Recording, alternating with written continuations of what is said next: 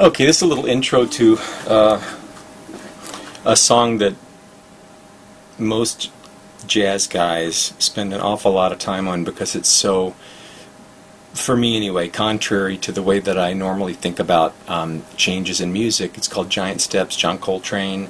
It's oftentimes it's turned into a standard set of changes so much that they're just called Coltrane changes. And these are the changes that are in the tune Giant Steps. I'll give you an idea what the tune sounds like, and then play it really, really slow. I work on this song every day. This tune, it's just a real challenge to fluently improvise over, and I'm still at the point where I'm just, I'm doing baby improvisation. I'm still barely making it through some of the changes some of the time at slow tempos. This tune most of the time is played up around 300 beats per minute, so the changes go by. They feel like a single pulse. Each melody note here is a change.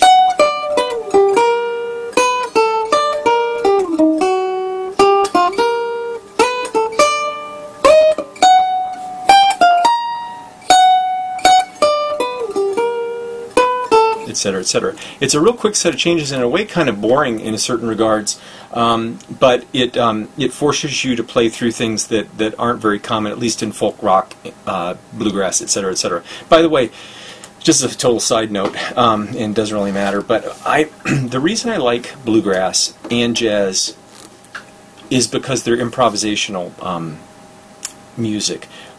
A lot of pop music, at least pop music as it's produced for records and for big stage shows and things like that. I've played in a lot of those situations, and it's almost like live karaoke, musicians playing parts, and I'm not saying there's nothing wrong with that. I think it's great, and it's a great way to make a living. What I get excited about is the improvisational aspect of any kind of music that's there, no matter what you're playing. But one thing that jazz, the blues, and bluegrass all share in common is that they're definitely improvisational mediums. They're designed to improvise over sets of changes that you can freewheel and do whatever you want to over the top of it. Some people think play the melody or don't get too far away from the melody. I don't have contrary thinking to that, but for me, I like to know how to get around the fingerboard. I always have the melody going on in my head, always, every tune that I play over. So, the melody's always there. It's just that how you express it in notes on your instrument can not sound a lot like the melody sometimes. That can be good and that can be bad. Anyway, Giant Steps. At first glance, if you find a chart for Giant Steps on the web, or maybe I'll put up a screenshot of my Band in a Box sequence, you'll look at it and kind of go, those changes have nothing to do with one another. They seem very contrary and just random, and they're just like somebody took a bunch of chords and threw them at the page. But they are actually very, very organized. You look at the first couple of sections, and let's see, I wonder if I can actually get the camera to pick this up.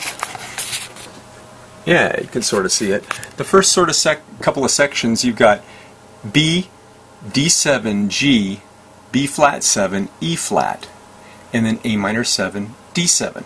Well, really what's going on is you're starting off with a B major chord, but then the D7 to G is basically the key of G. The B flat 7 to E flat is basically the key of E flat, and the A minor to D7 comes back around to a G in the next bar, which is basically, anyway, if you want to see this, I'll just show you the changes. There's the changes.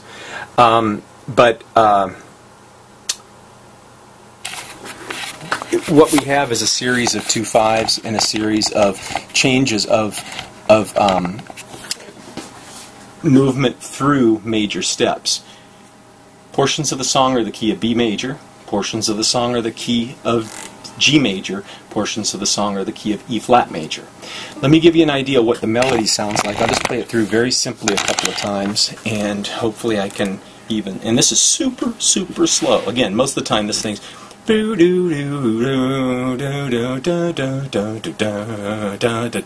really fast. But and I have munched it. I've munched this song on more dates than I wish to admit to. But here's a real slow rendition of it with Band in the Box. 1, 2, 3, 4.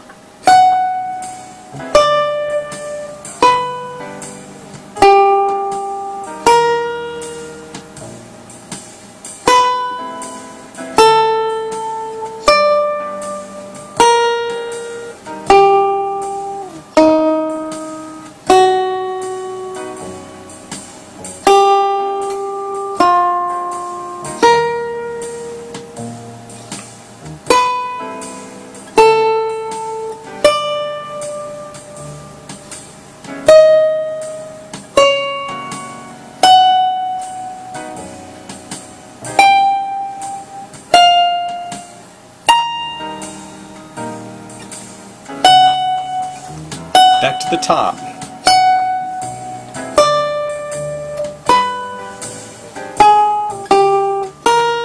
Now let me just for fun get it up to a tempo that's at least recognizable. That breaks it down. That's the speed that I work at it when I'm working out and just playing through scales these days. Let's double that speed. We'll go up to around 200 beats per minute. Let's see if I can keep up with this with just the melody. Here's the melody. 1, 2, 3, 4. Darn it. Try starting off the right melody out.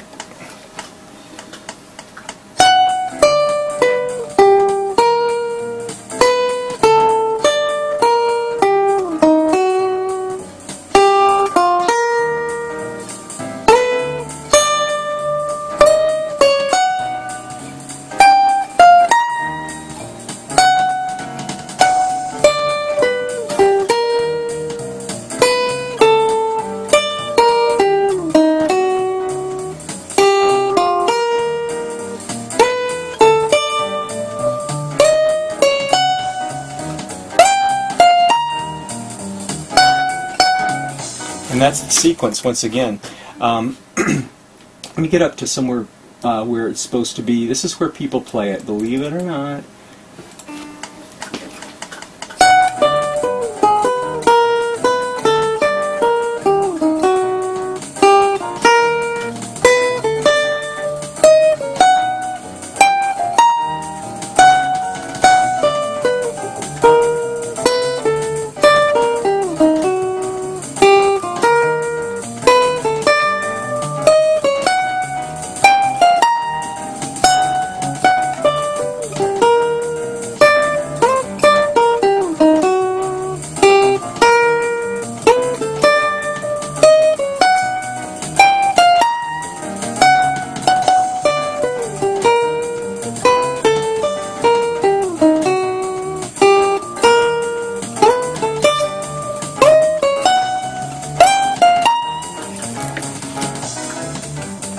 So you can hear the repetitious nature of it.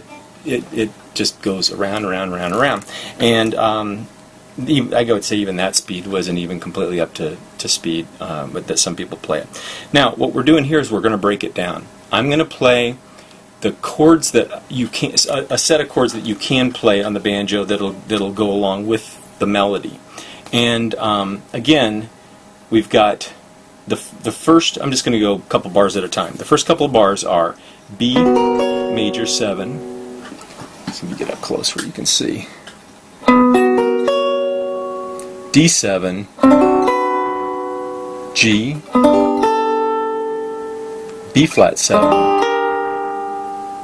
E flat, and then a 2-5 in G. And this 5 I might turn into an alt chord. Let's just look at that. That's the first 1, 2, 3, 4 bars. So you've got, that's B major 7 without a third. I mean, you can play it. There's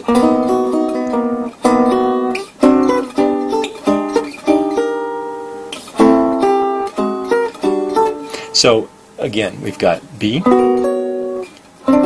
D7. I've got to add 13.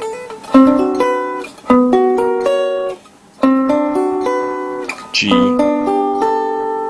B flat 7, but I've got to add 13.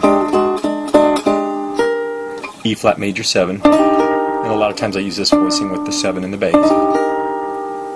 Then a 2-5 in G. I would use that as an alt chord.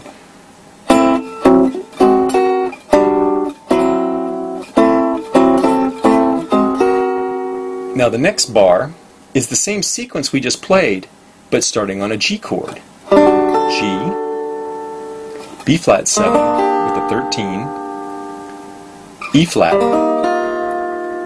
F sharp 7, again I got a 13. These are the same chord shapes we just played a little higher on the neck. B major 7, 2, 5 and E flat. And there's your alts. Here we go. Get down here.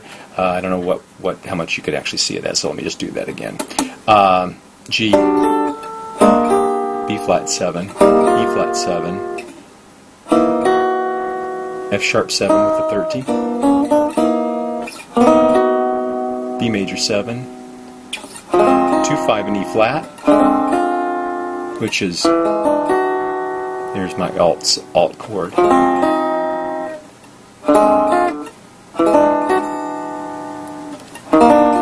E flat is the first chord of the next set of bars. Now we're just going to go through a series of 2 5s. Not real fast. We got E flat major 7, and we got a 2 5 in G. And again, that's a G sharp 7, G sharp 9, and because that's a tritone sub for the D, A flat, D, G sharp, and that makes it a nice alt. So, again, starting from, this is the third stave, we've got E flat, which is what we've just landed on, 2, 5 and G, or to G major 7, 2, 5 and B, or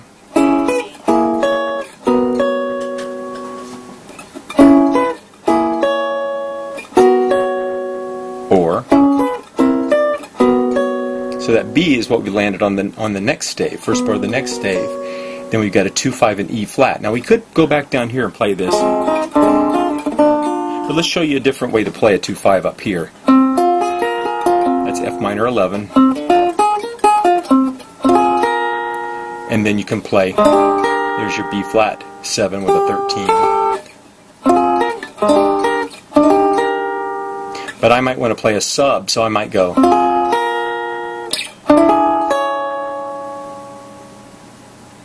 or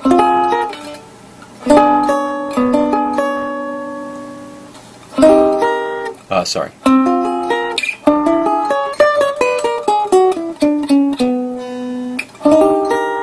So you get the 2, 5, 1 in E flat, and then a 2, 5 in B. Again, that's the same voicings I just used up here.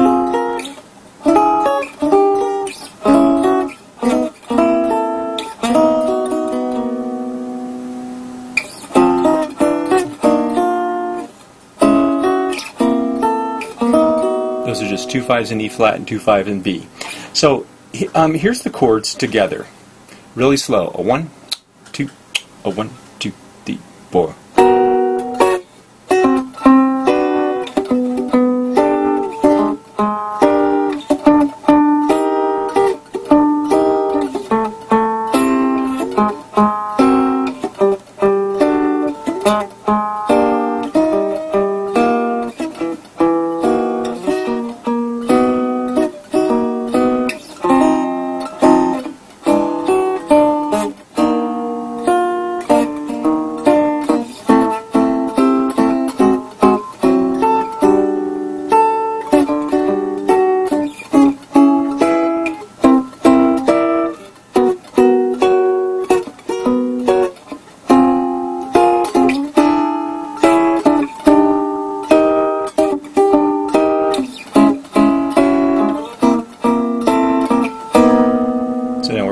Top.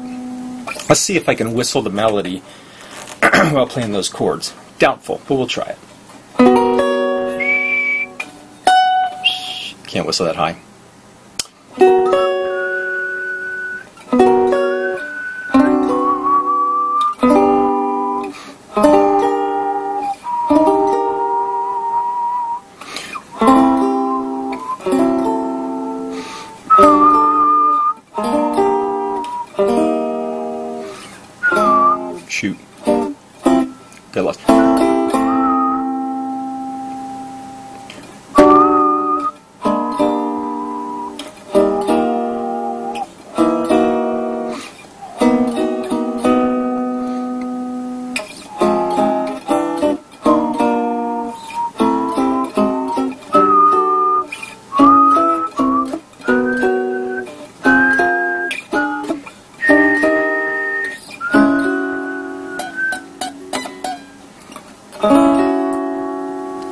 was terrible. I did an awful job doing that.